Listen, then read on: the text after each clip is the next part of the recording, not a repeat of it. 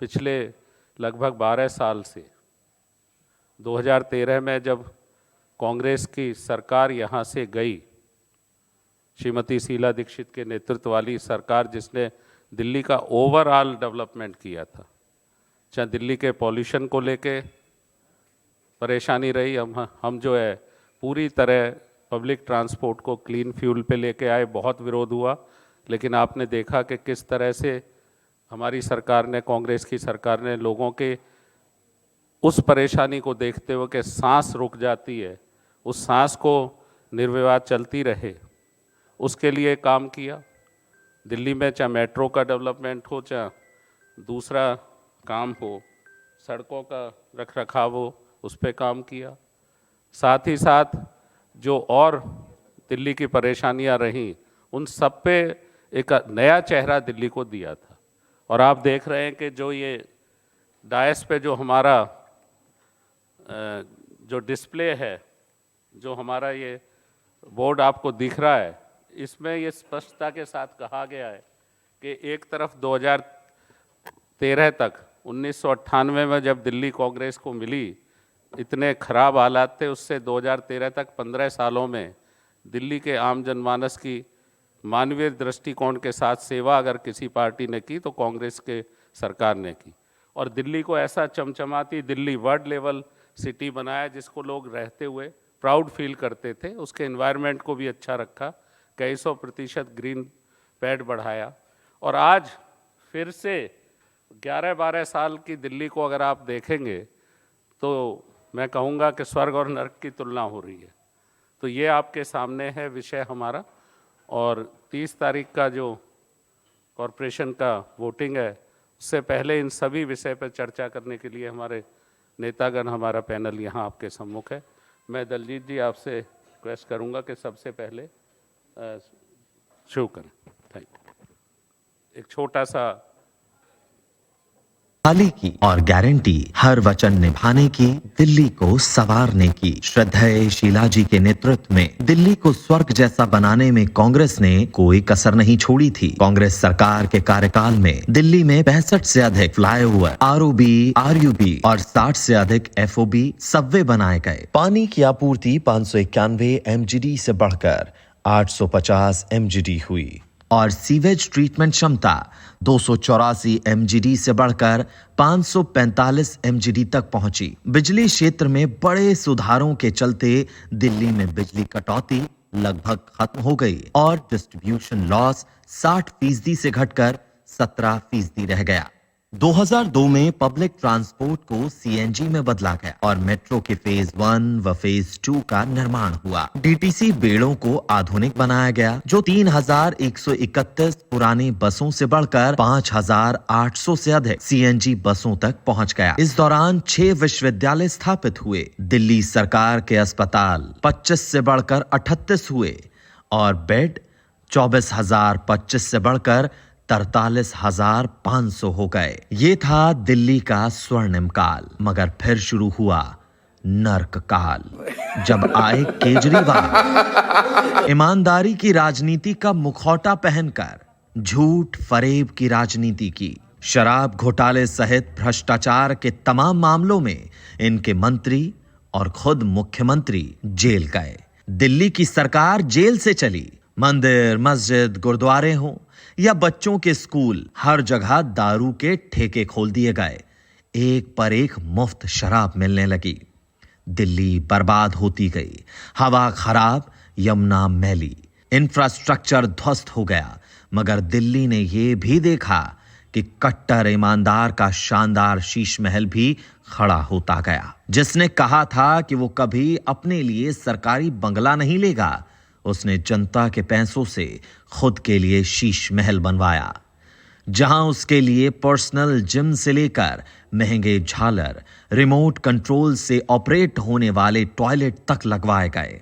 जिसने कहा था मैं कभी सिक्योरिटी नहीं लूंगा, वो आज मुख्यमंत्री न होने के बावजूद भारी भरकम सिक्योरिटी के लाव लश्कर के साथ चलता है। इसके बाद दिल्ली में रेखा गुप्ता मुख्यमंत्री बनी। ना जाने कितने इंजन वाली सरकार दिल्ली में होने के बावजूद ना तो आज तक महिलाओं को 2,500 रुपए दिए, ना 500 में गैस सिलेंडर दिए, ना ही होली दीपावली पर मुफ्त सिलेंडर दिया गया। इन्होंने महंगाई से गरीबों को राहत भी नहीं दी और तो और गरीबों का सर्वनाश भी किया। झुग्गियों को बेरहम बुलडोजर के तले रौंद दिया गया, हजारों परिवारों को बेघर कर दिया गया। रेखा गुप्ता ने छठ व्रतियों के लिए मैली यमुना वाले घाट का इंतजाम किया, वहीं प्रधानमंत्री के लिए वीआईपी घाट बनवाया। रेखा के राज में दिल्ली की हवा में जहर इस स्तर तक घुल गया कि कांग्रेस के कार्यकाल में जो दिल्ली कभी विश्व की सबसे ग्रीन राजधानी का खिताब जीतती थी, वो विश्व प्रदूषण में नंबर 1 रैंकिंग पर पहुंच गई। अब तो सभी जान चुके हैं, रेखा जी की है 100 मीटर लंबी जुबान, जिससे वो घोषणाएं तो बहुत कर देती हैं, लेकिन धरातल पर नहीं होता उसमें से कोई भी काम। आप सभी ने देखा हमारी प्यारी दिल्ली का स्वर्ग से नर्क तक का सफर। ये स्पष्ट है कि भाजपा आपने दिल्ली को सिर्फ धोखा दिया है। दिल्ली अब फिर से बड़ी उम्मीदों के साथ कांग्रेस की तरफ देख रही है, क्योंकि कांग्रेस ही दिल्ली को संवार सकती है। दिल्ली फिर से कांग्रेस लाना चाहती है, अपनी प्यारी दिल्ली को फिर से स्वर्ग बनाना चाहती है। थैंक यू आप सबको। ये जो डिस्प्ले था, इससे आज का विषय भी स्पष्ट हो गया होगा और मैं समझता हूँ कि सच है ये बहुत बड़ा। हमारे मध्य अभी हमारे अखिल भारतीय कांग्रेस कमेटी के दिल्ली प्रभारी और विधायक काजी निजामुद्दीन साहब अभी आए हैं। हमारे मंच पे स्वागत है। आपने मुख्य रूप से इस प्रेस कॉन्फ्रेंस को संबोधित करना है, तो काजी साहब आपका स्वागत है। अब मैं सबसे पहले, क्योंकि वो कहते हैं ना कि लेडी फर्स्ट, तो यहाँ वो हम जो चाहते हैं ये तो सिर्फ कहते हैं, मुख्यमंत्री बना के छोड़ दिया, लेकिन दिल्ली का जो हाल है महिलाओं का, उस पर चर्चा करने के लिए, अपनी बात रखने के लिए मैं आमंत्रित कर रहा हूँ बहन अलका लांबा जी को आपसे अपनी बात।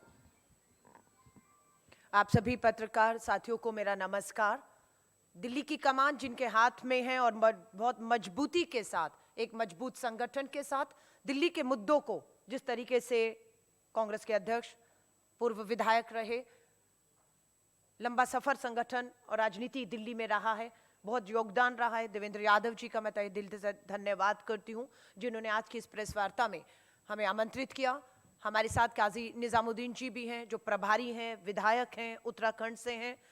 हमारे बीच में दानिश जी हैं, पूर्व विधायक, राजस्थान सचिव प्रभारी हैं, अभी यहाँ हैं। मेरे साथ अनिल भारद्वाज जी हैं, विधायक रहे आप भी। लंबा सफर हमारा छात्र राजनीति से, जहाँ से रेखा का सफर शुरू होता है, वहीं से दिल्ली के मुख्यमंत्री के साथ हमने भी सफर शुरू किया। मेरे साथ गौतम जी बैठे हैं। गौतम जी दिल्ली सरकार में मंत्री भी रहे और हम दोनों दिल्ली विधानसभा में एक साथ विधायक भी रहे 2015 से 20 तक। कुछ लोग दिल्ली में हैं, हम भी दिल्ली में हैं, पर हम दिल्ली में ही नहीं हैं, हम दिल्ली भी हैं। हम दिल्ली हैं। हम दिल्ली में, मैं अगर बात करूं कि पैदा हुई, पली बड़ी और दिल्ली को बनते और बिगड़ते हुए, आबाद और बर्बाद होते हुए इन पिछले 30 सालों में देखा है। शीला दीक्षित जी के कार्यकाल से अगर हमने शुरुआत की कि दिल्ली स्वर्ग से नर्क की तरफ बढ़ रही है और हम इसे मूक दर्शक बनकर बैठते हुए नहीं देखेंगे, ये फैसला दिल्ली के अध्यक्ष ने किया है और हम इनके साथ खड़े हैं। मैं अगर एक महिला के तौर पर भारत की राजधानी को आकलन करूं सुरक्षा के, तो दिल्ली की मुख्यमंत्री के साथ थप्पड़ कांड हो जाता है, उन्हीं के आवास में। ये कोई छोटी घटना थी कि भारत की राजधानी दिल्ली की महिला मुख्यमंत्री, पुलिस प्रशासन, सरकार, सुरक्षा, गृह मंत्री अमित शाह जी, थप्पड़ कांड हो जाता है। हिम्मत आप सोच सकते हैं। और उसके बाद आप बाहर निकलिए, आज अभी 4 घंटे पहले की खबर है, 65 साल की महिला, उम्र क्या है, 65 साल की महिला, बलात्कार की कोशिश की उसके साथ। राजधानी दिल्ली है, 4 घंटे पहले अमित शाह जी, रेखा जी 65 साल की महिला के साथ जबरदस्ती की गई और उसको, उसकी मौत, उसकी हत्या कर दी गई। झाड़ियों में लाश मिल रही है उसकी। यहां पर क्या बोलना चाहेंगे, हम इनसे पूछना चाहते हैं। और ये मामला आदर्श नगर का है, भारत की राजधानी दिल्ली का ही है। महिला का पीछा किया जा रहा है, महिला असुरक्षित है, महिला को हमला किया गया, उसकी हत्या कर दी गई, कोई सीसीटीवी कैमरा देखने वाला नहीं, कोई तुरंत घटना पे आकर उसे बचाने वाला नहीं है। वहां लाइट का अभाव था कि अंधेरे का फायदा उठा के सीसीटीवी कैमरा ना होने की वजह से एक अपराधी, और ये अपराधी ने पहली बार अपराध नहीं किया, पुलिस ने जो जांच में पाया, पकड़ा तो पता लगा ये गुजरात के भरूच में नाबालिग बेटियों के अपराध में पहले ही दोषी है।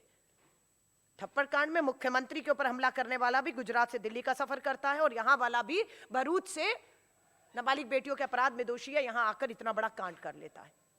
अगर इस बात को कहूं तो अभी 4 घंटे पहले की यह घटना हमने पढ़ी है, तो 2 घंटे पहले दिल्ली के ही द्वारका में एक कार में एक लाश मिली है, गला घोट के हत्या एक महिला की कर दी गई है। सरेआम कार के अंदर हत्या हो रही है, लाश मिल रही है और दिल्ली सुरक्षित है। यहां से आकलन करना बनता है कि दिल्ली, बिल्कुल भी जिम्मेदारी के साथ कह रही हूं, दुख भी होता है जब अमेरिका में एडवाइजरी जारी की जाती है कि भारत की राजधानी दिल्ली सुरक्षित नहीं है। एडवाइजरी होती है कि आप भारत जाएं, राजधानी दिल्ली जाएं, तो महिलाएं अपनी सुरक्षा, एम्बेसी उनको सतर्क करती है। इससे ज्यादा शर्मनाक बात हमारे लिए, भारत के लिए, भारत की राजधानी दिल्ली के लिए क्या हो सकती है।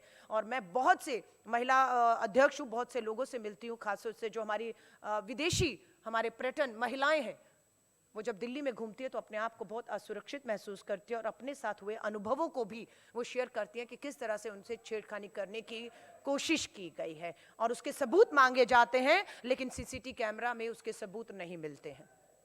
ये सुरक्षा की बात है। अमित शाह जी का भाषण चलाना चाहिए था। दिवाली आएगी तो 500 रुपए का सिलेंडर, दिवाली गई, होली गई, ये लालच, ये धोखा, ये झूठ।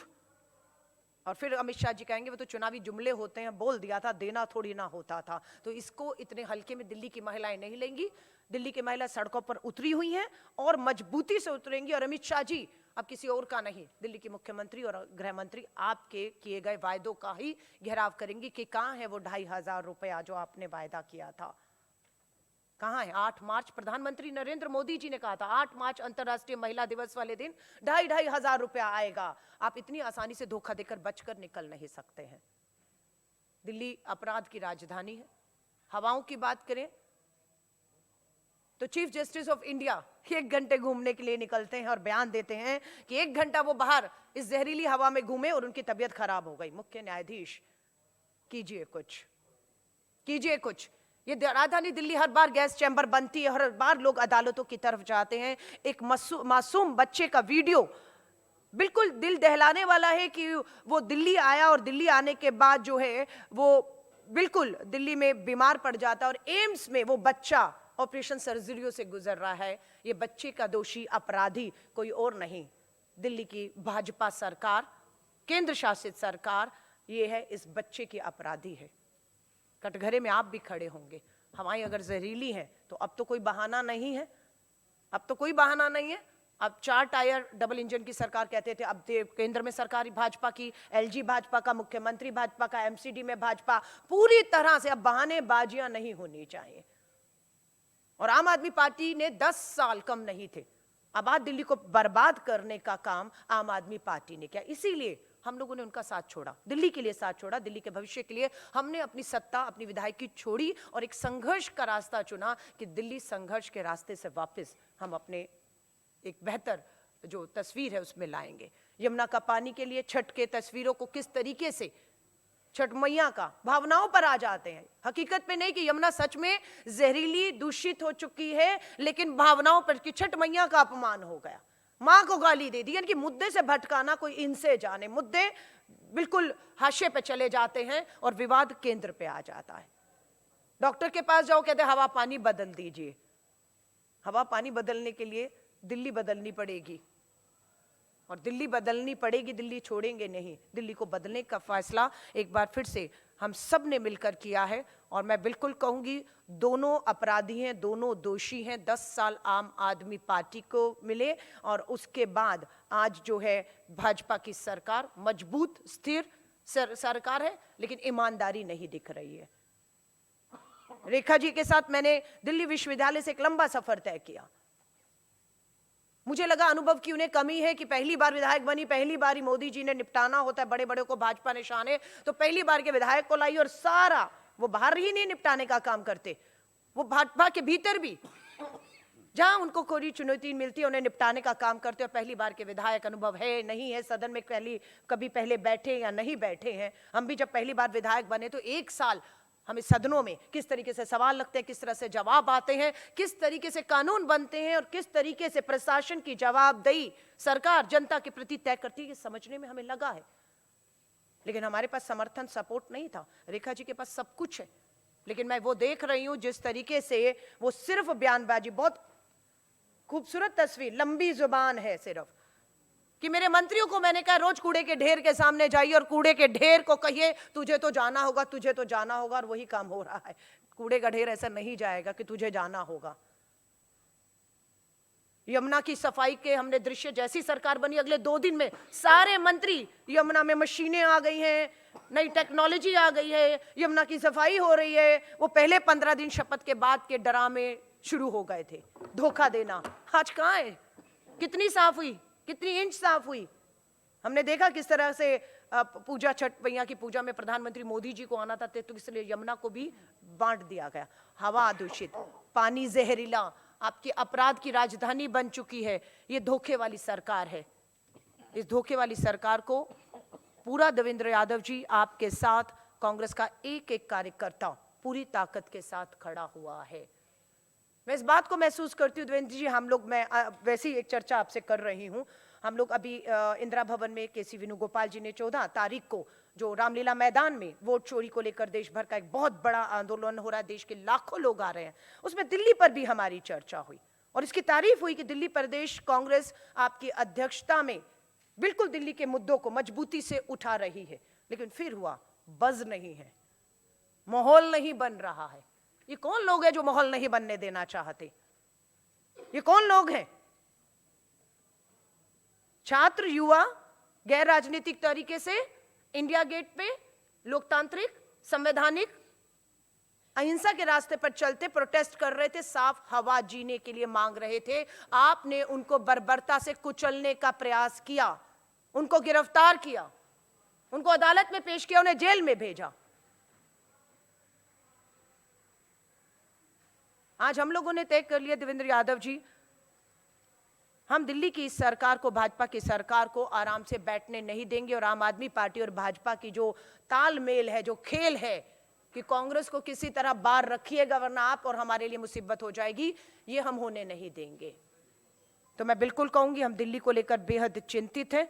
दिल्ली एक अपराध की राजधानी है, जहरीली हवाएं, पीने का पानी दूषित है और इसको लेकर मैं दिल्ली के करोड़ों की जो हमारी लोग हैं उन्हें विश्वास दिलाते हैं, विश्वास रखिएगा भारतीय राष्ट्रीय कांग्रेस और दिल्ली कांग्रेस पे हम पूरा नेतृत्व एक साथ मिलकर, हमारा एक एक कार्यकर्ता दिल्ली के लोगों को लेकर चिंतित है और दिल्ली के हालात को बदलने का हमने फैसला किया। उसके लिए हमें उसकी कोई भी कीमत चुकानी पड़ेगी, हम उसे चुकाएंगे। लेकिन दिल्ली की इस लड़ाई को हम अंतिम समय तक, जब तक वो अपने मकसद मंजिल तक, स्वच्छ हवा, स्वच्छ पानी, अपराध मुक्त, यहाँ की जो विकास की बात है, जिस तरह के फ्लाईओवर, मेट्रो की बात की, हर हिसाब से एक आदर्श दिल्ली वापस हमारी दिल्ली नहीं बनाएंगे, तब तक हम चैन से नहीं बैठेंगे। ये मेरा विश्वास दिल्ली के लोगों को है।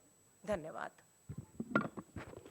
थैंक यू बहन अलका जी, आपने बड़ी विस्तार से महिलाओं के साथ साथ दिल्ली के और भी विषय को छुआ और अपनी बात रखी। अब मैं श्री राजेंद्र पाल गौतम जी से विनम्र निवेदन कर रहा हूं, जो हमारे एससी विभाग के ऑल इंडिया के चेयरमैन हैं और दिल्ली में पूर्व मंत्री हैं, कि वो प्रेस से अपनी बात रखें।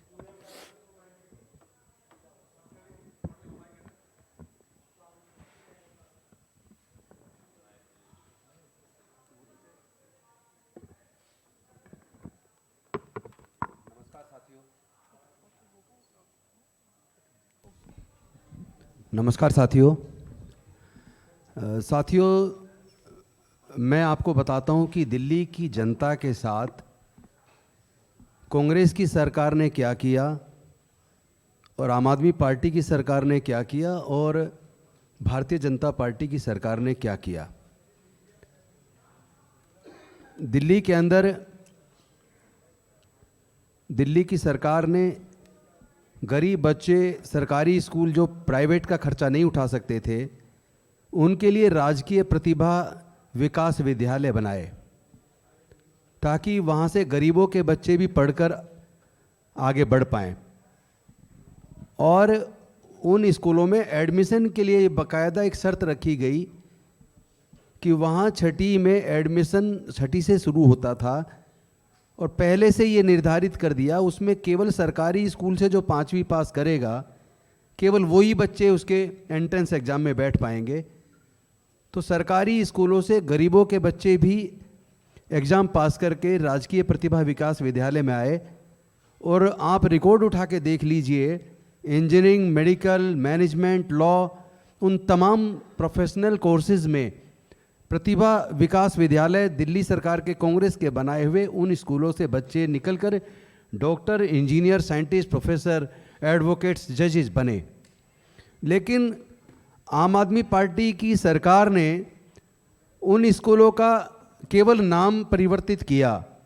उन स्कूलों का नाम जो doctor Ambedkar school of excellence किया, और एक बहुत बड़ा जो घोटाला उन्होंने उसमें कर दिया कि पहले केवल सरकारी स्कूल के बच्चे उस स्कूलों में एंट्रेंस दे के आ सकते थे, उसके अंदर उन्होंने प्राइवेट स्कूलों के बच्चों के लिए भी 50% सीट पर उनके लिए भी उन्होंने एंट्री खोल दी। अब आप बताइए, जो बच्चा प्राइवेट स्कूल से पढ़ रहा है और एक बच्चा गरीब सरकारी से पढ़ रहा है, तो दोनों बच्चे जब वहाँ एंट्रेंस एग्ज़ाम देंगे तो वहाँ क्या सरकारी स्कूल के बच्चे आ पाएंगे या फिर प्राइवेट के आ पाएंगे?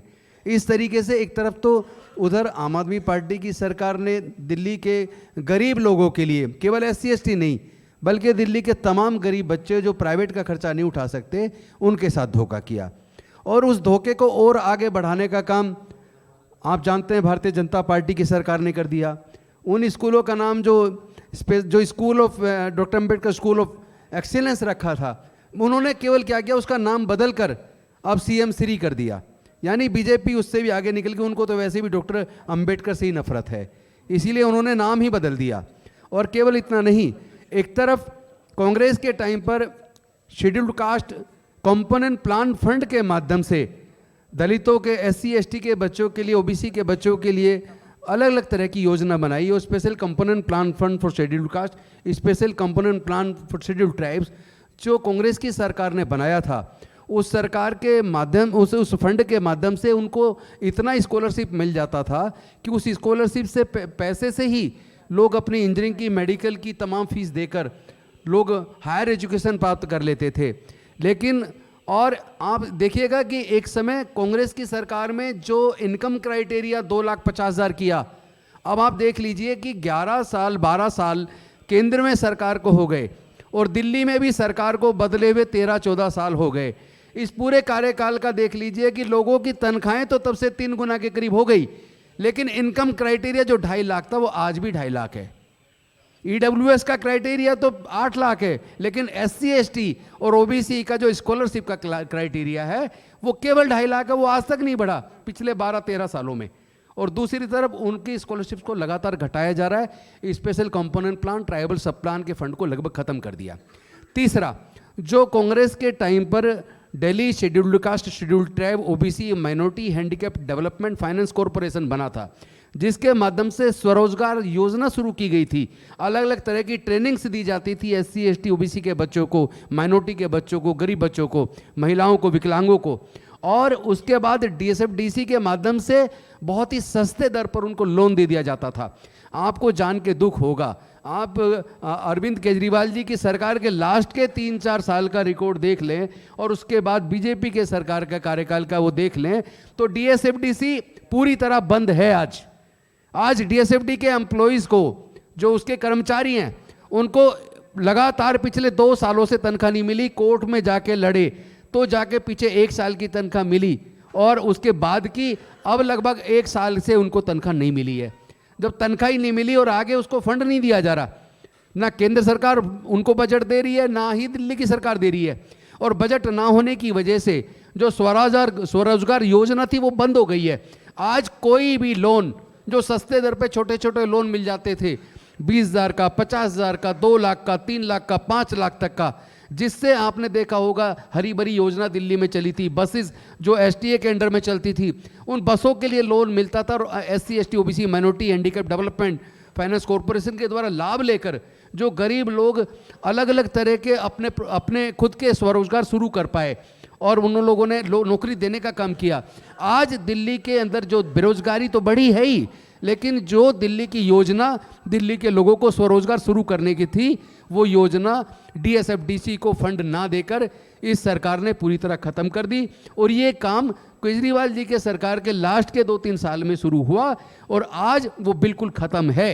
आज केवल वायदे हैं, ऊपर बातें, हवाई बातें हैं, लेकिन एससी एसटी के लिए डेवलपमेंट के लिए कोई भी फंड, आप इनका बजट स्पीच देख लीजिए, बजट में क्या फंड किया वो देख लीजिए, और 3 साल में एससी एसटी पे कितना बजट खर्च हुआ उसको देखेंगे तो आपको पता लगेगा वो बहुत बुरी तरीके से डिक्लाइन है। एक तरफ एससी एसटी के विकास के लिए कांग्रेस ने योजनाएं बनाई थी, लेकिन उन योजनाओं को लगभग पूरी तरह ठप कर दिया।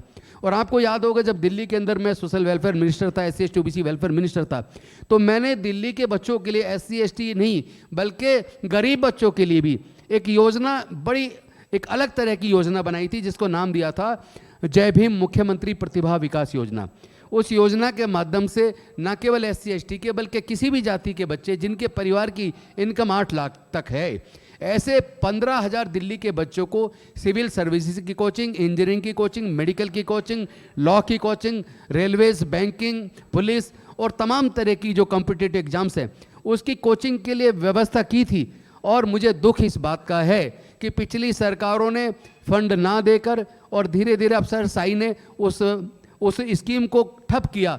लेकिन बीजेपी ने आने के बाद तो उस एक तो होना ये चाहिए था कि उसकी स्कीम में सुधार करते, अधिकारियों को उसके लिए बाध्य करते कि वो स्कीम को अच्छे से लागू करें, और सपोज करो स्कीम बनी, आपको लगता है उसमें कोई और सुधार की जरूरत है तो वो कर देनी चाहिए थी। लेकिन बीजेपी की सरकार ने जय भीम मुख्यमंत्री प्रतिभा विकास योजना को पूरी तरीके से बंद कर दिया है।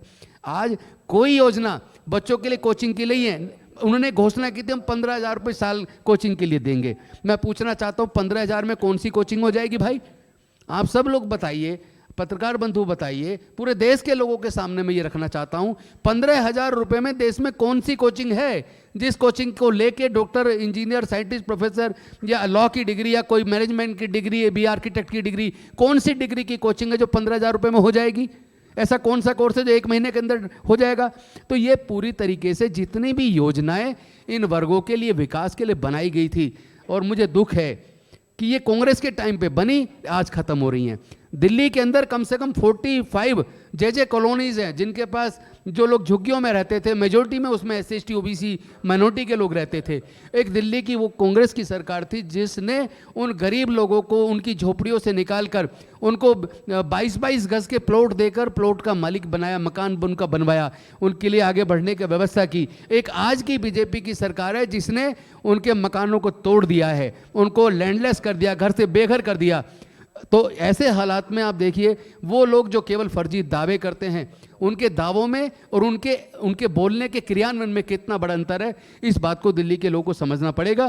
तो अब धीरे धीरे दिल्ली के लोग कांग्रेस के टाइम को याद कर रहे हैं, और मुझे लगता है कि दिल्ली के लोगों को तय करना पड़ेगा, उनको झूठे वायदे करने वाले, झूठे सपने दिखाने वाले, भ्रष्टाचार खत्म करके लोकपाल लाकर काला धन वापस लाने की बात करने वाले आज कहाँ हैं, और जिन लोगों ने कहा कम बोला ज़्यादा आज वो कहाँ हैं। और ये भी समझना पड़ेगा कि हमें निष्पक्ष रूप से, कोई भी केवल पार्टी की बात नहीं, निष्पक्ष रूप से जो जनता के लिए काम करे उनके साथ हमें खड़ा होना चाहिए। और मेरी पत्रकार बंधुओं से भी निवेदन है, मीडिया से निवेदन है, कम से कम जो सच है उसको लोगों को दिखाइए, सच सामने आना चाहिए। अदरवाइज एक सरकार जनता के अधिकारों का हनन करती जा रही है, डेमोक्रेसी को पूरी तरह वीकेंड करती जा रही है, इलेक्शन कमीशन सहित तमाम संवैधानिक संस्थाओं पर कब्जा कर लिया है, और उसके बाद आपकी चुप्पी कहीं ना कहीं देश के प्रजातंत्र और संविधान को खत्म कर देगी। Thank you very much. Thank you. Shri Rajendra Pal Gautam ji ने गरीब की बात रखी, उस गरीब आम आवाम।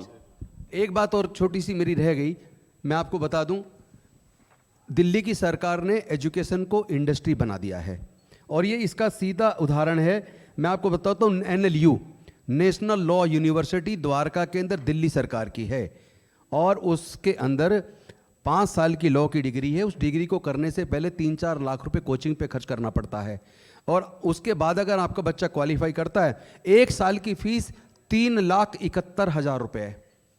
उसमें हॉस्टल का खर्चा, खाने का खर्चा, किताबों का खर्चा, ट्रांसपोर्ट का खर्चा शामिल नहीं है। अगर उस खर्चे को जोड़ लिया जाए तो कम से कम 5 लाख रुपया 1 साल के अंदर खर्च होता है। NLU का 5 साल की लॉ की BA LLB की डिग्री, टोटल खर्चा मिनिमम 5 साल का 25 lakh plus 3 lakh entrance exam की कोचिंग, यानी 28 लाख। केवल SC ST छोड़िए, जनरल कैटेगरी के भी कितने % लोग हैं जो 28 लाख खर्च करके अपने बच्चे की एक लॉ में एडमिशन, लॉ की डिग्री करवा सकते हैं। दूसरी बात, दिल्ली टेक्नोलॉजिकल यूनिवर्सिटी, ये डाटा मैं आपको पूरा डाटा उपलब्ध करा दूंगा, NLU का भी, DTU का भी, और Netaji Subhash university of technology का भी, IP यूनिवर्सिटी का भी, तमाम दिल्ली सरकार की यूनिवर्सिटी के अंदर। अब आप ये देखिए, यहाँ एक इंजीनियरिंग की 4 साल की डिग्री करने के लिए कोचिंग से अलग, हॉस्टल के खर्चे से अलग, बाकी तमाम खर्चे से अलग, केवल फीस 11,52,000 रुपये 4 साल की डिग्री है। यानी लगभग 3 लाख रुपया 1 साल का इंजीनियरिंग का खर्च है। एंट्रेंस की कोचिंग का खर्चा 3 लाख अलग है, और इसके बाद हॉस्टल का खर्चा सालाना, उनके खाने का खर्चा, बाकी सारे खर्चे जोड़ें तो एक बच्चे को कम से कम 20 लाख रुपया चाहिए, तब वो दिल्ली की सरकार के इंजीनियरिंग कॉलेज से इंजीनियरिंग कर सकता है। तो ये मैं इसलिए कह रहा हूं कि दिल्ली की सरकार ने दिल्ली के engineering college, management college, law college पूरी तरीके से इसको इंडस्ट्री में तब्दील कर दिया है, जबकि ये कोई कमाई का साधन नहीं होना चाहिए था। सरकार को जनता के बच्चों की पढ़ाई का खर्चा दिल्ली की सरकार को उठाना चाहिए था। Thank you. Thank you Gautam ji, आपने दिल्ली के गरीब बच्चों की जो परेशानी है और विशेषकर हायर एजुकेशन के लिए, उन गरीब बच्चों के लिए इस प्रेस कॉन्फ्रेंस में अपनी जिम्मेदारी से बात रखी। हमारे बीच हमारे अखिल भारतीय कांग्रेस कमेटी के दिल्ली के सह प्रभारी और सचिव भाई दानिश अबरार जी, और हमारे ऑल इंडिया कांग्रेस कमेटी के सचिव और दिल्ली के हमारे, विशेषकर मैं कहूँ कि बड़े जिम्मेदार म्यूनिसिपल कॉरपोरेशन और दूसरी चीज़ों पर लड़ने वाले नेता अभिषेक दत्त जी भी मौजूद हैं, और इनका बहुत बहुत इस मंच पर स्वागत है। अब मैं विनम्र अनुरोध कर रहा हूँ, गुजारिश कर रहा हूँ, हमारे AICC के दिल्ली के प्रभारी और विधायक और ऐसे नेता जो बहुत संवेदनशीलता के साथ दिल्ली के लोगों की लड़ाई, जिनकी रहनुमाई में दिल्ली कांग्रेस लड़ रही है, काजी निजामुद्दीन साहब से कि वो अपनी बात रखें। धन्यवाद अनिल जी। सम्मानित मंच, सम्मानित सभी पत्रकारगण, एक समय था जब देश भर से लोग दिल्ली आया करते थे और दिल्ली आने के बाद रोज़गार की तलाश में दिल्ली आया करते थे, और रोज़गार की तलाश में दिल्ली आते थे और रोज़गार पाते थे। और आज वही दिल्ली जब से कांग्रेस के हाथ से गई है, ये कांग्रेस के टाइम की बात है, और फिर केजरीवाल जी का टाइम आया, देश की सरकार, केंद्र सरकार मोदी जी की बनी, और अब रेखा जी की सरकार है। यूथ कांग्रेस ने कैंप लगाया तालकटोरा स्टेडियम में, जिसको प्रदेश कांग्रेस कमेटी ने फैसिलिटेट किया। तो कॉरपोरेट्स और बेरोजगारों के बीच में एक इंटरेक्शन था। आपने देखा कि वहाँ कितनी बड़ी संख्या में बेरोजगार आए। जहाँ देश भर से लोग रोजगार लेने के लिए आते थे, वहाँ बेरोजगारी किस हद तक बढ़ गई, ये दिल्ली सरकार की नाकामयाबी को दर्शाता है। दिल्ली, वो दिल्ली जिस दिल्ली में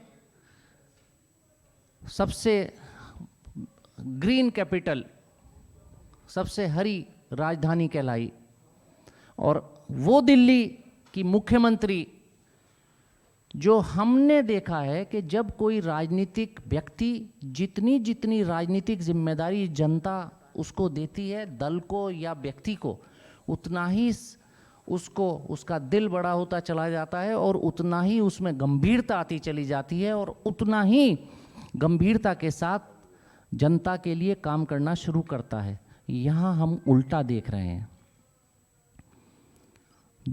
जितनी राजनीतिक शक्ति संभव है वो पूरी की पूरी भारतीय जनता पार्टी की सरकार में यहाँ निहित है।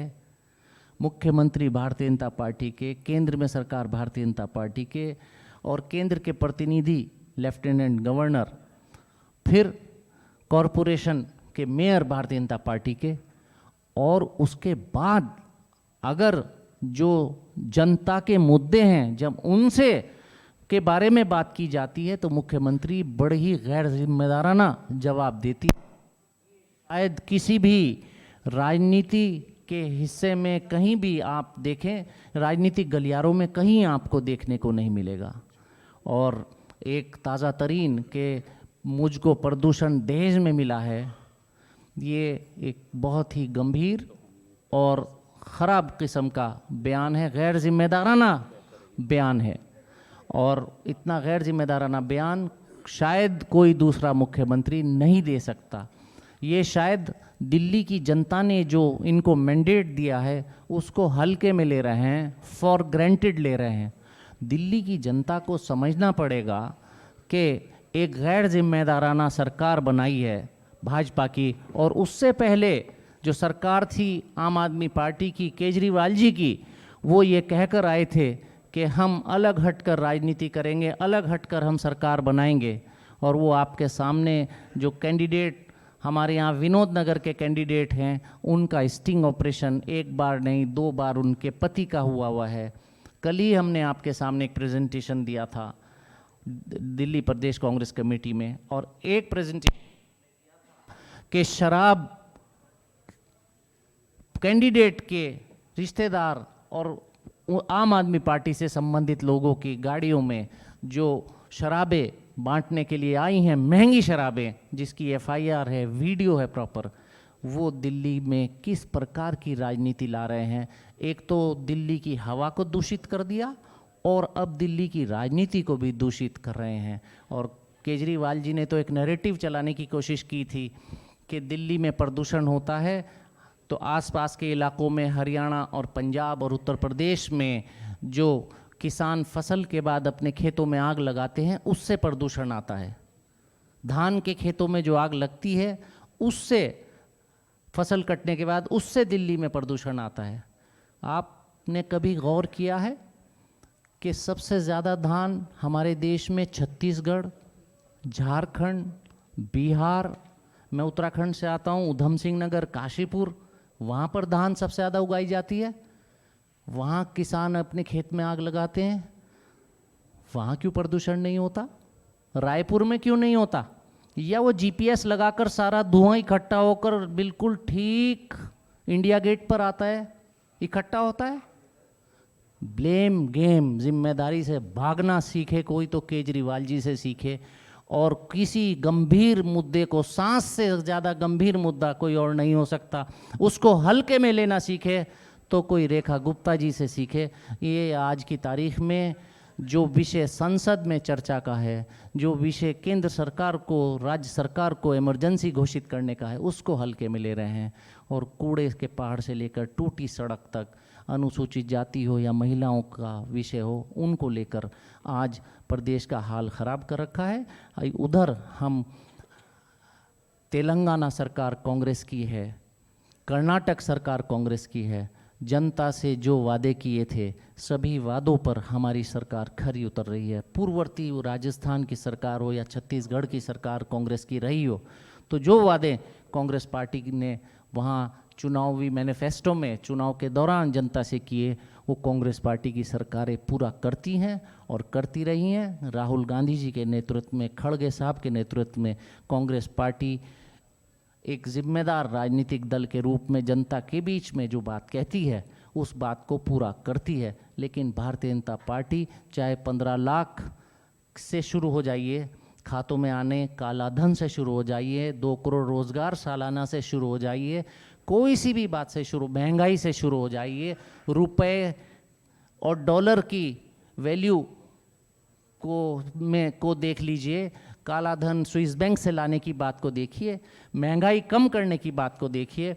इन सभी बातों को देखते हुए आप इतिहास देखें पिछले 12 साल मोदी जी की सरकार का, और लगभग 10 महीने के आसपास हो गए रेखा गुप्ता जी की सरकार को। ये सिवाय झूठ बोलने के, जनता को बहकाने के, अपने वादों से मुकरने के अलावा कोई दूसरा काम नहीं करते। अब सिवाय कांग्रेस पार्टी के और कोई विकल्प नहीं। जो जनता के बीच में आते हैं, कहकर आते हैं, वो ही पूरा करते हैं। और हम आने वाले ये 12 उपचुनाव हैं कॉरपोरेशन के, जनता की आवाज़ बनकर हम उठेंगे और आम आदमी पार्टी के जिसको जनता ने मैंडेट दिया था एमसीडी में जीत का, वो ईडी और सीबीआई के दबाव में केजरीवाल जी और मनीष सिसोदिया जी और जैन साहब फंसे हुए थे। उनकी नस दबा रखी है भारतीय जनता पार्टी की केंद्र सरकार ने। उस दबाव में मैदान छोड़कर बीजेपी की थाली में उन्होंने जीत परोस दी। कांग्रेस पार्टी कम सही लेकिन अपने कम मेंबर्स के साथ हम लोग चुनाव में खड़े रहे, अड़े रहे। कांग्रेस पार्टी मोदी जी की सरकार का भी सामना करेगी, रेखा गुप्ता जी की भी सरकार का सामना करेगी, और कोई भी जो जनहित के विषय होंगे उनको जनता के विषयों को उजागर करने का और पब्लिक डोमेन में लाने का काम करेगी। चाहे हम किसी सदन में हों या किसी सदन में ना हो, हम जनता की आवाज़ बनकर जनता के बीच में रहेंगे। हमारी पार्टी का प्रदेश का संगठन देवेंद्र यादव जी के नेतृत्व में, महिलाओं का संगठन अलका लांबा जी के नेतृत्व में और राजेंद्र पाल गौतम जी के नेतृत्व में, चाहे अभिषेक जी हों, चाहे दानिश जी, हम सब आवाज़ उठाते रहेंगे। और हम उम्मीद करते हैं कि ये एमसीडी के जो चुनाव हैं इसमें जनता समझेगी कि भाजपा और आम आदमी पार्टी दोनों जनता को छल रहे हैं, झूठ बोल रहे हैं, और एक ही विकल्प है कांग्रेस। धन्यवाद। जय हिंद। बहुत शुक्रिया जनाब काजी निजामुद्दीन साहब का, जिन्होंने दिल्ली के उस नौजवान बेरोजगार से लेकर अपनी बात शुरू की कि किस तरह से 800,000 किलोमीटर से दूर से आने वाले नौजवान को दिल्ली में अपने सपनों में रंग भरने का मौका मिलता था, रोज़गार मिलता था, अपने कार्य क्षमता के अनुसार दिल्ली में रोजी रोटी कमा पाता था। लेकिन आज इन सरकारों के नाकामी की वजह से 45 साल की सबसे बड़ी बेरोजगारी से दिल्ली का नौजवान त्रस्त और परस्त है। साथ ही साथ पॉल्यूशन और दूसरे मुद्दों पर उन्होंने अपनी बात रखी। और सच है कि बदलाव का समय है और ये बदलाव की शुरुआत निश्चित तौर पर श्री देवेंद्र यादव जी के नेतृत्व में दिल्ली में कांग्रेस आम आवाम के जो काम और जो मुद्दे हमने जिस तरह से रखे हैं, उठाए हैं, जिनके लिए लड़े हैं, और इन दोनों सरकारों से जो लगातार ब्लेम गेम करती हैं, एक दूसरे पर थोपती हैं, लेकिन अपनी जिम्मेदारी से अपना काम करने के लिए तैयार नहीं है। तो बदलाव यहीं से शुरू होगा, इसी कॉरपोरेशन के चुनावों से शुरू होगा। और उस बदलाव के नायक के रूप में श्री देवेंद्र यादव जी हैं, उनसे मैं अनुरोध करूंगा कि आज इस संवाददाता सम्मेलन में दिल्ली की बात और दिल्ली के लोगों की बात मजबूती से रखें।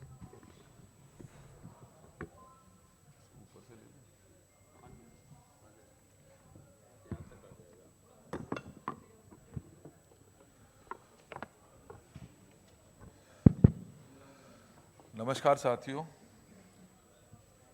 आवाज आ रही है ना? वो जब तक खुद को नहीं लगता ना तो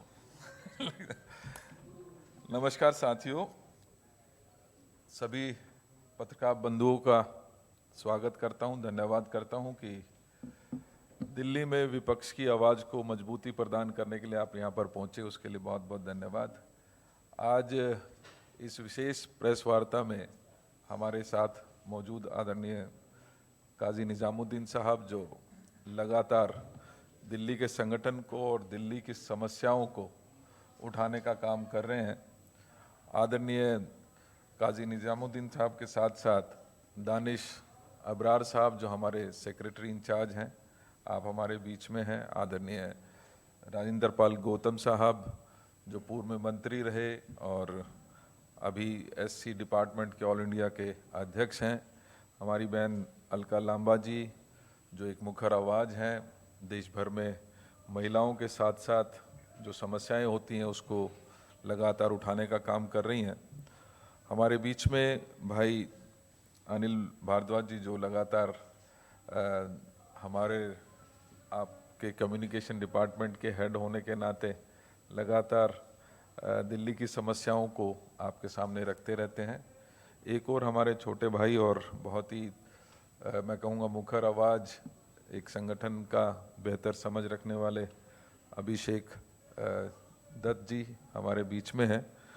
मैं आप सभी की मौजूदगी में अपना जो मुख्य विषय है, जैसा कि आपने अभी वीडियो हमने 5 मिनट का आपके सामने रखा और उसमें जो दिल्ली की स्थिति थी उससे हमने आप सभी को अवगत कराने की कोशिश की गई है।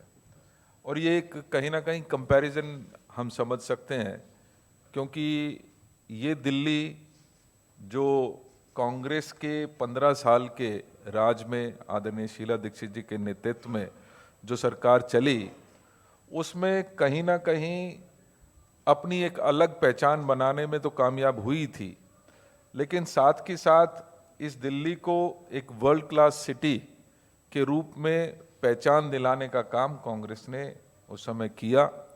और लोग निश्चित ही उस समय क्योंकि आज हम जो बात कर रहे हैं उसमें हमने कहा है कि हेवन टू हेल, और हेवन क्या होता है? हेवन वही होता है कि एक वर्ल्ड क्लास सिटी हो जिसमें सभी का ध्यान रखा जाए, चाहे वो सोशल एस्पेक्ट्स हों, चाहे वो डेवलपमेंटल इश्यूज हों, इंफ्रास्ट्रक्चर हो, या एनवायरनमेंट के लिहाज से भी अगर मैं बात करूं कि ये वही दिल्ली है जो एक समय में वर्ल्ड की जो ग्रीनेस्ट कैपिटल होती थी उनमें शुमार हुआ करती थी। लेकिन उसी हेवन से हेल का जो ये रास्ता पिछले 12 साल में हुआ, जिसमें मैं स्पष्ट कहना चाहता हूं कि आम आदमी पार्टी तो जिम्मेदार है ही है, लेकिन बराबर की जिम्मेदार भारतीय जनता पार्टी भी है, क्योंकि इस 12 साल के दौरान जहां केंद्र में भारतीय जनता पार्टी की सरकार रही, जहां कॉरपोरेशन में लगातार भारतीय जनता पार्टी बनी रही, वहीं आम आदमी पार्टी जिसको एक सुंदर दिल्ली मिली थी, जिसको एक अच्छे इंफ्रास्ट्रक्चर के साथ दिल्ली मिली थी, जिसको एक ग्रीन दिल्ली मिली थी, जिसको एक ऐसी दिल्ली मिली थी जिसमें सबको बराबरी का हक मिलता था, सोशल सिक्योरिटी के ऊपर एक अच्छा खासा अमाउंट खर्च किया जाता था, जिसके बारे में अभी आदरणीय राजेंद्र पाल गौतम जी ने भी बहुत सारी बातें रखी कि किस तरीके से हमने दिल्ली को बनाने का काम किया। लेकिन पिछले 12 वर्षों में लगातार दिल्ली की हालत बद से बदतर होती चली गई। और अगर मैं थोड़ा सा इसके ऊपर विस्तार से ज़रूर बात करना चाहता हूँ, क्योंकि ज़रूरी है, आजकल लोग जो हैं वो बातों को भूलते बहुत जल्दी हैं, तो ये ज़रूरी है कि दिल्ली की जनता को कम से कम हम ये याद दिलाते रहें कि क्या हालत हमने दिल्ली की जिस समय 98 में, याद कीजिए 93 से 98 भी भारतीय जनता पार्टी की सरकार रही थी दिल्ली में, और उस समय जो हालात थे, चाहे वो बिजली के थे, चाहे पब्लिक ट्रांसपोर्ट के थे या इंफ्रास्ट्रक्चर के थे, बहुत बदतर हालात में थे। और ये वही दिल्ली थी जो सिर्फ 1.7% ग्रीन कवर उस समय दिल्ली में हुआ करता था।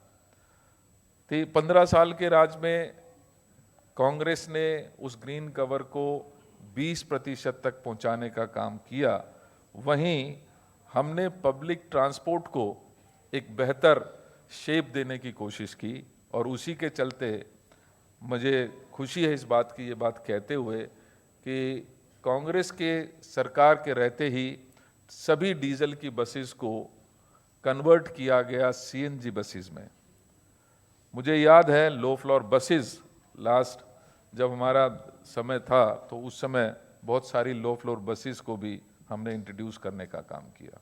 आज हालत क्या है? आज लगभग 2000 जो बसेस हैं, जहां 12 साल में तो एक भी कोई बस खरीदी नहीं गई। आज जब भारतीय जनता पार्टी सरकार में है तो पिछले 10 महीने में इनकी उपलब्धि यह है कि 2000 डीटीसी की बसेस को रोड से हटा लिया गया। आपको याद कीजिए कांग्रेस की सरकार हुआ करती थी तो मेट्रो की शुरुआत की गई। मेट्रो का फेज 1 और फेज 2 कांग्रेस सरकार के समय में शुरू हुआ और समय से पहले बहुत सफाई के साथ किसी भी मैस के बिना हमने देखा है कि एक नए स्टैंडर्ड्स उसको एग्जीक्यूट करने में हमारी सरकार ने लगाए और कहीं ना कहीं वो दोनों फेजेस हमने समय से पहले उनको पूरा करने का काम किया। आज हालत क्या है? आज मेट्रो ओवरलोडेड है। आज मेट्रो की स्थिति ये है कि जो भी फेज शुरू होता है वो समय से ख़त्म ही नहीं हो पाता है। आज हालात ये है कि मेट्रो के किराए बढ़ जाते हैं। आज हम चर्चा करना चाहते हैं दिल्ली की सेफ्टी और सिक्योरिटी के बारे में भी। ज़रूरी है क्योंकि एक अच्छी सिटी होने के लिए सेफ्टी भी बहुत इम्पोर्टेंट महत्व रखती है। लिहाजा अभी मुझसे पहले बोलते हुए आदरणीय अलका जी ने विस्तार से चर्चा की कि किस तरीके के हालात आज दिल्ली में हो गए हैं। जिस स्टेट में स्टेट की मुख्यमंत्री सेफ नहीं हो वहाँ पर और किसी महिला, एक आम महिला से के लिए क्या सुरक्षा होगी या क्या उम्मीद एक आम महिला या एक व्यक्ति कर सकता है, ये हम और आप अच्छी तरीके से जानते हैं। ये दिल्ली वही दिल्ली जिसमें 65 साल की एक बुजुर्ग महिला सेफ नहीं है, वहीं 4 साल का बच्चा भी, एक बच्ची भी आज इस दिल्ली में सेफ नहीं है। और ये वही दिल्ली है जिसमें लाल किले जैसी स्थान पर बम विस्फोट हो जाता है और जो आतंकी वो बम लेकर पिछले 24 घंटे उससे पहले लगातार दिल्ली में घूमता हुआ उसको ट्रेस किया गया, लेकिन समय रहते उसको पकड़ने में नाकामयाब ये सरकार रही। आज ज़रूरत है इस बात की कि हम इस दिल्ली में, क्योंकि शिक्षा भी महत्वपूर्ण है और शिक्षा के बारे में विस्तार से अभी चर्चा आदरणीय गौतम जी ने की कि किस तरीके से शिक्षा एक व्यवसाय हो गया है और लगातार ये कोशिश की जा रही है कि जो प्राइवेट इंस्टीट्यूट हैं उनको किस तरीके से रियायत दी जा सके। और उसका जीता जागता उदाहरण फीस वृद्धि का जो कानून लेकर आए वो पूरी तरीके से आपने देखा कि किस तरीके से पेरेंट्स जो हैं सड़कों पर उतरे, उस फीस वृद्धि कानून को पूरी तरीके से प्राइवेट स्कूल्स के अधीन कर दिया गया।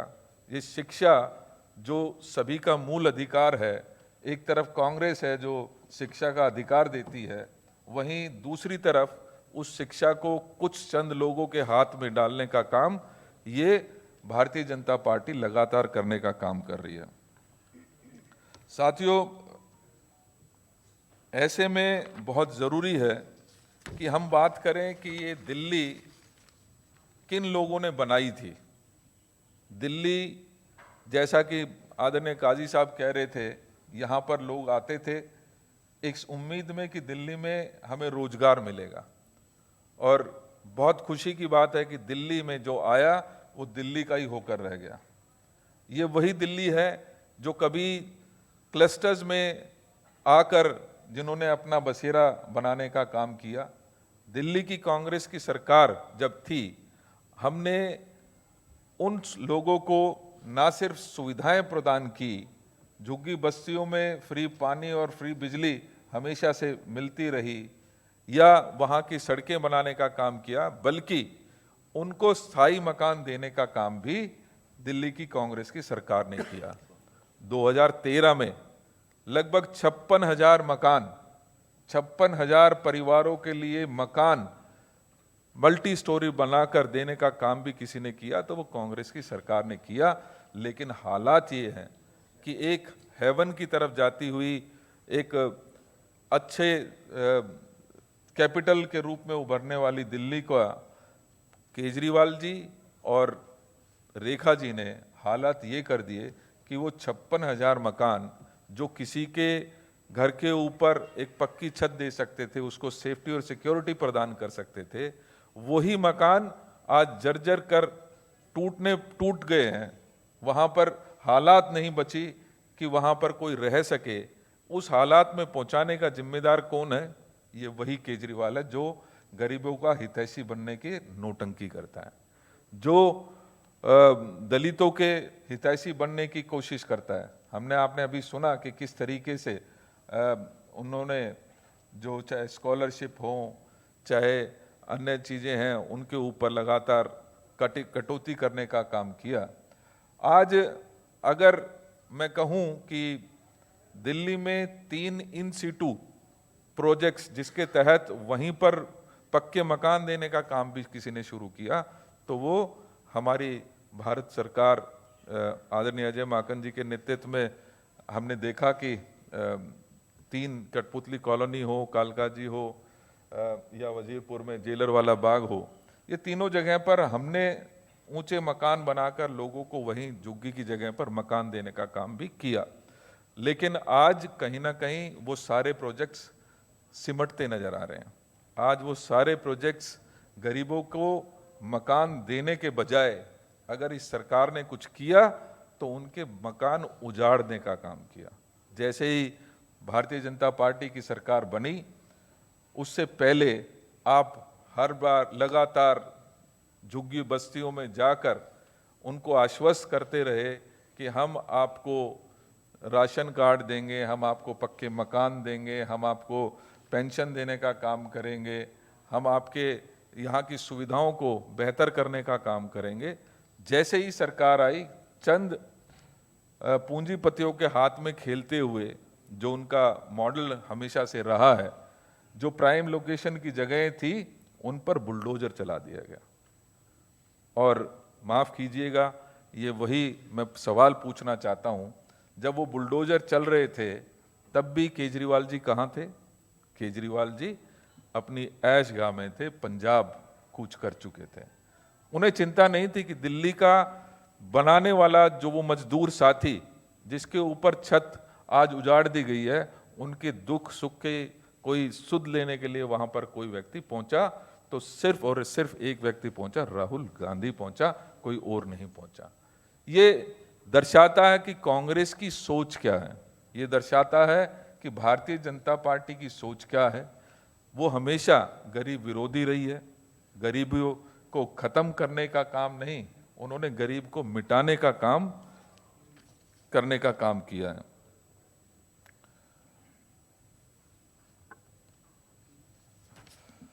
इसके साथ साथ मैं ये बात अधूरी रहेगी क्योंकि आज जिस तरीके से वातावरण की स्थिति है, हम सब अभी चर्चा कर रहे थे कि Delhi greenest capital of world के रूप में पहचान जिसने बनाई, आज हालात ये हैं कि लगातार AQI का जो सूचकांक है वो 400 के पार लगातार चल रहा है और उसको सिर्फ अगर कंट्रोल करने की कोई कोशिश हो रही है तो ये कोशिश हो रही है कि उस डेटा को मैनिपुलेट कैसे करें।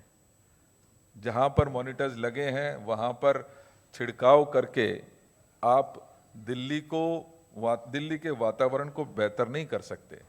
आपको समय रहते यदि चर्चा करते, पड़ोसी राज्यों से चर्चा करते, आप ग्रैब 2 ग्रैब 3 समय रहते लगाते तो शायद ये स्थिति नहीं बनती। आप यमुना की सफाई की बात करते हैं, यमुना की सफाई के हालात आपके और हमारे सबके सामने हैं। किस तरीके से एक नया मॉडल लाकर VIP लोगों के लिए अलग घाट और आम जनता के लिए वही गंदी यमुना या छोटे छोटे पिट्स बनाकर उनमें पानी भरने का काम अगर किसी ने किया तो इस सरकार ने किया। मैं आप सबसे यही कहना चाहता हूं कि ये आज इस बात की चिंता भी बहुत ज़रूरी है कि अकेले दिल्ली में लगभग 17,188 मौत सिर्फ और सिर्फ पोल्यूशन की वजह से होती हैं हर साल। ये मेरा डाटा नहीं है, ये institute for health matrix evaluation IHME का डेटा है और उसके अनुसार 17,188 मौतें हर साल दिल्ली में सिर्फ और सिर्फ पोल्यूशन की वजह से होती हैं। आप ड्रामा तो करते हैं कि आपने पटाखे बैन को रुकवाने का, ग्रीन पटाखे की बात करते हैं। आप को सोचना पड़ेगा कि दिल्ली को अगर बेहतर बनाना है तो दिल्ली के ग्रीन कवर को बढ़ाना पड़ेगा। इस सरकार ने अगर कुछ किया है तो सबसे पहले पेड़ों के काटने की परमिशन देने का काम किया। ये वो दिल्ली जिसको जरूरत है एक ग्रीन लंग्स की, वहीं अगर दिल्ली में नई दिल्ली रेलवे स्टेशन के रीडेवलपमेंट के लिए 887 पेड़ काटने की परमिशन भारतीय जनता पार्टी ने दी। मौलाना आजाद रोड नई बिल्डिंग में 476 पेड़ काटने की मंजूरी दिल्ली की सरकार ने दी। नेताजी नगर में 501 पेड़ काटने की मंजूरी किसने दी? भारतीय जनता पार्टी की सरकार ने दी। तो आपको ये सोचना पड़ेगा कि आप दिल्ली को किस ओर लेकर जा रहे हैं। आज जरूरी है कि हमारे जो वातावरण को, जो बहुत महत्वपूर्ण एक मुद्दा है, सभी के लिए बहुत महत्वपूर्ण है, और विशेष रूप से मैं कहूँगा कि 90% जो जनता है उसके लिए बहुत ज़्यादा दिक्कतें आज के वातावरण की वजह से हो रही हैं। हम जो पैसे वाले लोग हैं, जो एफ्लुएंट लोग हैं, जो रिसोर्सेज वाले लोग हैं, वो तो एयर प्यूरिफायर्स अपने घर में लगा कर काम चला सकते हैं, लेकिन वो झुग्गी वाला व्यक्ति, वो उसकी हालत क्या होगी, उसके बच्चों की हालत क्या होगी, हम और आप वो इसको इमेजिन शायद नहीं कर सकते। लेकिन सच्चाई यही है कि इस सरकार को अपने कर्मचारियों की चिंता तो है। ग्रैब 3 लगाने के बाद 50% हाजिरी की बात तो की आपने, लेकिन जो स्कूल में जाने वाले बच्चों के बारे में आपने छुट्टी तक घोषित नहीं की।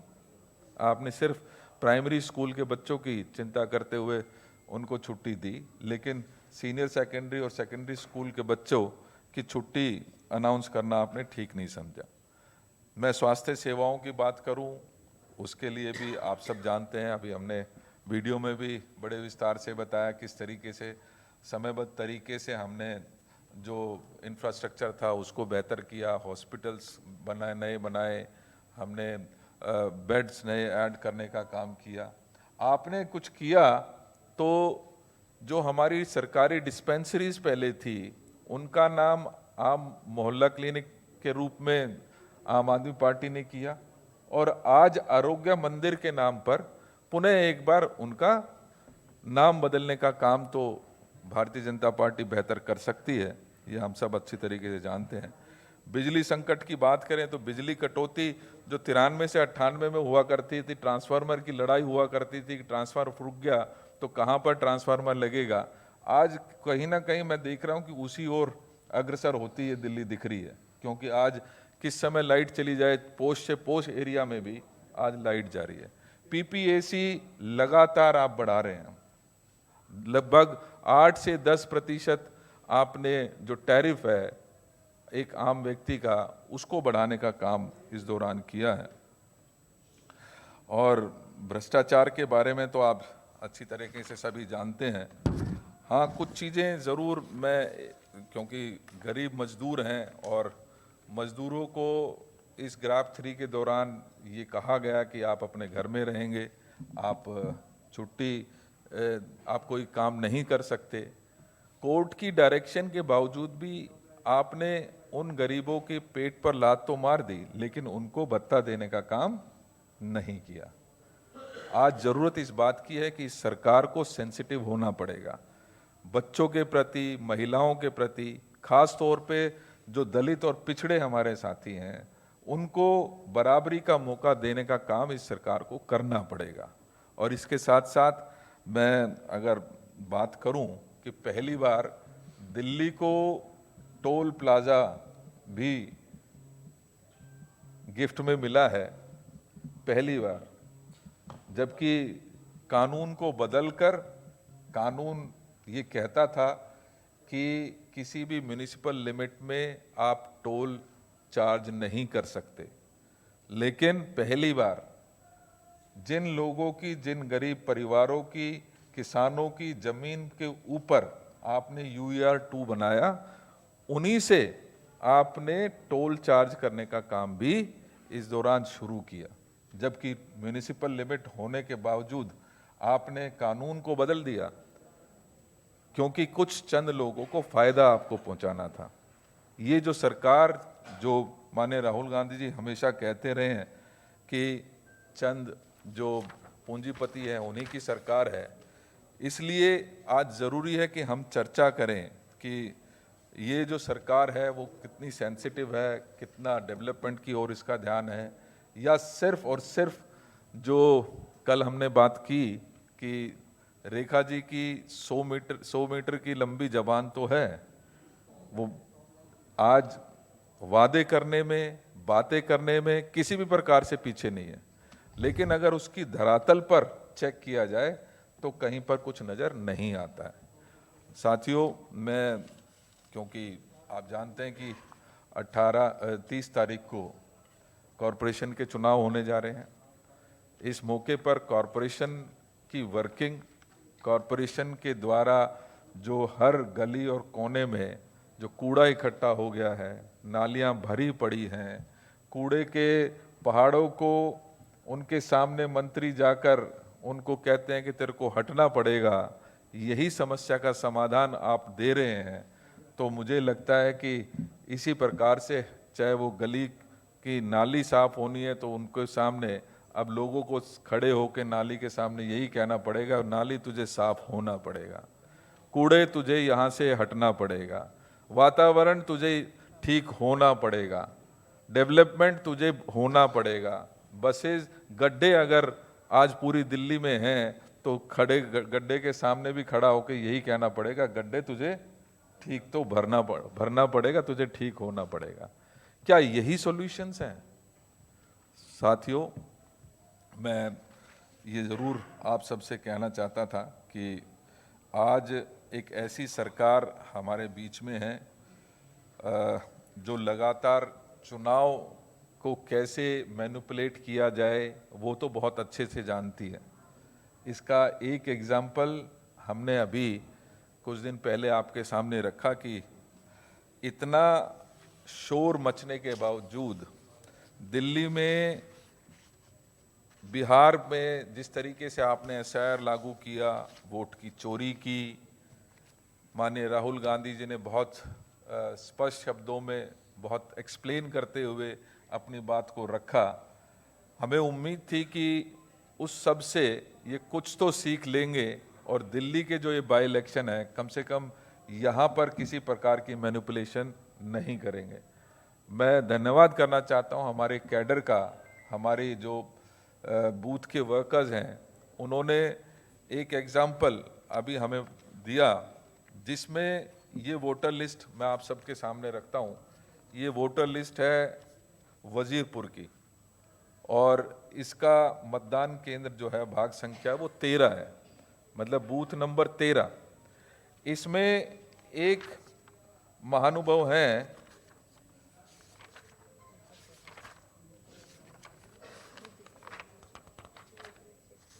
जिनका चेहरा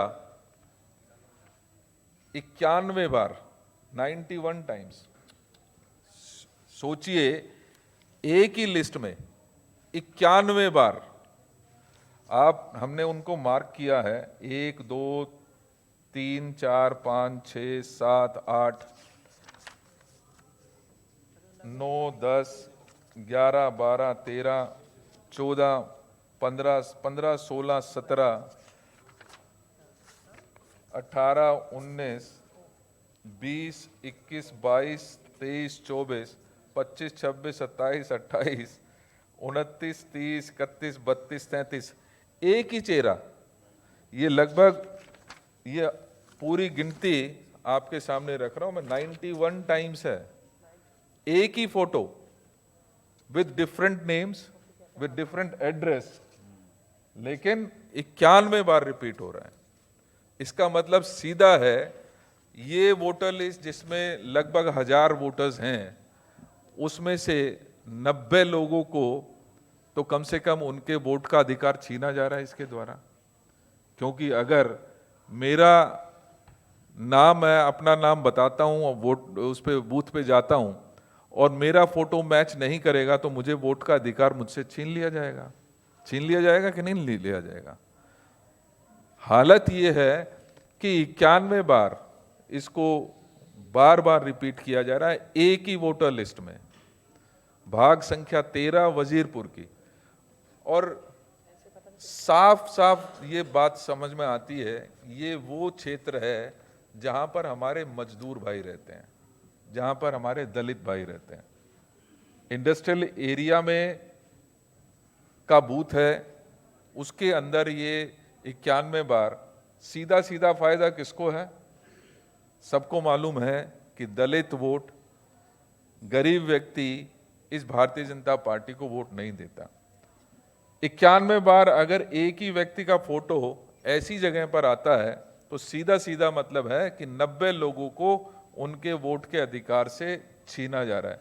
और ये सिर्फ एक लिस्ट है, ऐसी अनेकों लिस्ट है। हालात ये है कि तमाम कोशिशों और मेहनत के बावजूद, लोगों को प्रताड़ित करने के बावजूद, आप सिर्फ चुनाव लड़ने की मशीन तक रह गए हैं।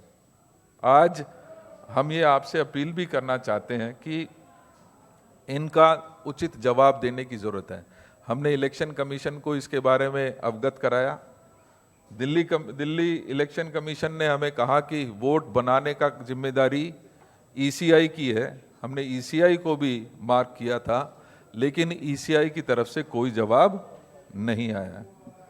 ऐसे स्थिति में हम ये इंश्योर करेंगे कि कम से कम जो हमारे ये लोग वोटर्स हैं, हम इनको ज़रूर वोट डलवाएं।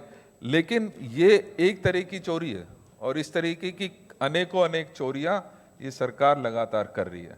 ऐसे समय में मैं आपके माध्यम से दिल्ली की जनता से भी ये अपील करना चाहता हूं कि ये जो 30 तारीख को बाई इलेक्शन है, इससे सरकार तो नहीं बदलेगी, ये बात तो तय है, क्योंकि कॉरपोरेशन में जितने नंबर चाहिए उतने नंबर भारतीय जनता पार्टी के पास हैं।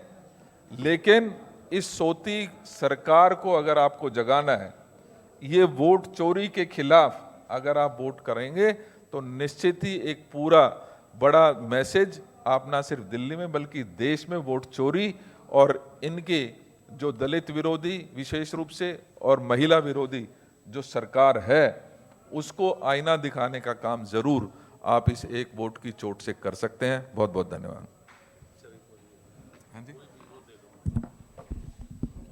थैंक यू श्री देवेंद्र यादव जी, उन्होंने गंभीरता से और पूरे विस्तार से हमारी जो दिल्ली की कांग्रेस का लगातार आकलन है उसको आपके समक्ष रखा। मैं आप सबका आभार प्रकट करते हुए आपसे विनम्र सवाल लेने से पहले निवेदन करूंगा कि लंच की व्यवस्था है यहीं साथ में, तो आपसे मेरी विनम्र प्रार्थना रहेगी कि सभी हमारे पत्रकार और छायाकार और मित्र और साथी लंच जरूर करके जाएं, मेरी विशेष निवेदन है। अब आपका कोई सवाल है तो सवाल के लिए आप आमंत्रित हैं। कोई सवाल आपका है तो प्लीज़ बताइए।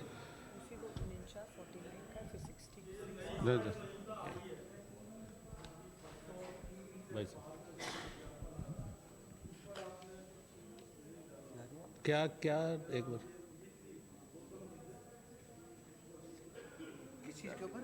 आपने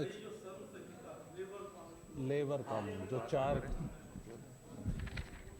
ये बड़ी अनफॉर्चुनेट पार्ट है साथियों कि 1942 से 1946 के बीच ब्रिटिश वायसराय की काउंसिल में एग्जीक्यूटिव मेंबर रहते हुए यानी लेबर मिनिस्टर रहते हुए डॉक्टर बाबा साहेब अम्बेडकर जी ने काम के घंटे 14 घंटे से घटाकर 8 घंटे किए। न्यूनतम मजदूरी के ऊपर मिनिमम वेजेस एक्ट बनाया और मजदूरों को उनके हक अधिकार की मांग करने के लिए उनको हड़ताल का हक दिया। आज जो अधिसूचना जारी की है केंद्र की सरकार ने अभी 5-6 दिन पहले, उसमें उन्होंने काम के घंटे 8 से बढ़ा के 12 कर दिए, हड़ताल करने का अधिकार मजदूरों से छीन लिया और उनको कभी भी बिना कारण बताए निकाला जा सकता है। इस तरह के जो लेबर के खिलाफ केंद्र सरकार ने अभी पूरे देश में अधिसूचना जारी की है लेबर से संबंधित कानूनों की। इस तरीके से भारतीय जनता पार्टी वास्तव में केवल दलित विरोधी, आदिवासी विरोधी, महिला विरोधी नहीं है, बल्कि इस देश के मजदूर और किसानों के भी विरोध में है। Thank you. कंपनी ने मीटिंग ली एनजीओ वालों से, जिनको जो मिड डे मील सप्लाई करते हैं स्कूलों में, तो उनको बहुत बड़ा संकट आया पड़ा है। जो एनजीओ वाले हैं जो मिड डे मील सप्लाई करते हैं, भैया को लगातार उन पर प्रेशर डाला जा रहा है, उनको हटाने की कोशिश की जा रही है। नए मिड डे मील वालों के लिए जो उनकी अपनी लॉबी है उनको लाने की कोशिश की जा रही है। उस पर आपका क्या प्रकाश डाला है, आपने देखा? क्योंकि अब नहीं, आपने बिल्कुल सही कहा कि मकसद सिर्फ ये है कि सभी जो लोग एग्जिस्टिंग सिस्टम में काम करने वाले हैं, अगर आपको कोई शिकायत है तो उसके बारे में आप उससे क्वेश्चन करिए, आप उसको नोटिस दीजिए। लेकिन कहीं ना कहीं ये देखा गया है कि अननेसेसरी दबाव बनाकर लोगों को सिस्टम से बाहर किया जा रहा है। कुछ चंद लोगों को जो इनके समर्थक हैं उनको उसमें घुसाने की कोशिश की जा रही है। ये एक ऐसा ही प्रयास है और हम इसकी निंदा भी करेंगे और इसका विरोध भी करेंगे।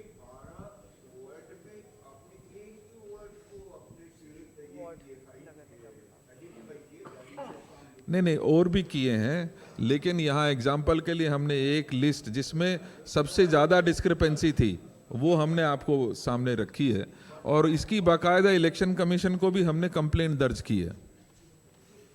Thank you.